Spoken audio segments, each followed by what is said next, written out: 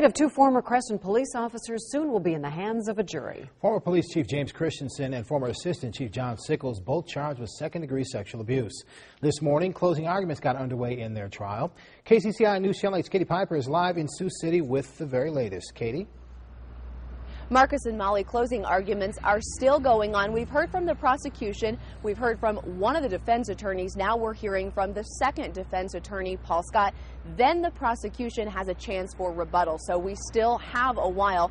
This all started about 10 o'clock this morning. That's when closing arguments began. The prosecution spent their first 45 minutes or so trying to convince jurors that John Sickels and James Christensen have repeatedly lied from the beginning of this case.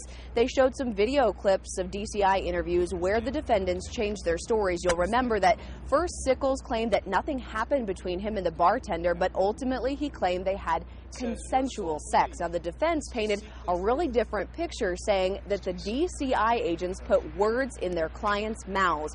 Richard McConville, he's one of the attorneys for the defendant, says, yes, my client lied about having sex, but it was not because it was rape.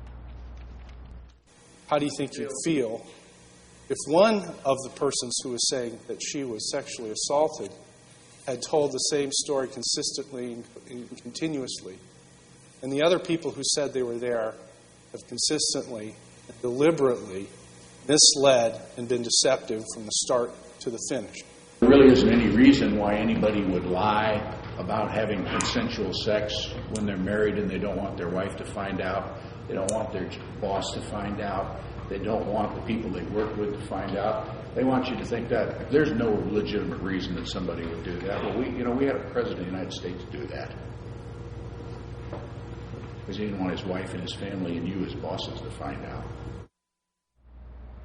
Now, Judge Gamble has told the jurors they're going to finish with the closing arguments and then they'll break for lunch. So we're really assuming that they will begin the deliberations sometime around mid-afternoon. But Marcus and Molly, we should tell you what it's like in the courtroom today. It's pretty full. Both Sickels and Christensen's wives are sitting there. They've been here throughout the duration of this trial. So we will be bringing you some more live updates tonight at 5 and 6 o'clock. As soon as anything happens, we'll bring it to you live. If by chance a verdict was reached, we are going to bring that to you live as well. So stay tuned to Channel 8 today. All right, Katie Piper, thank you very much for that live report.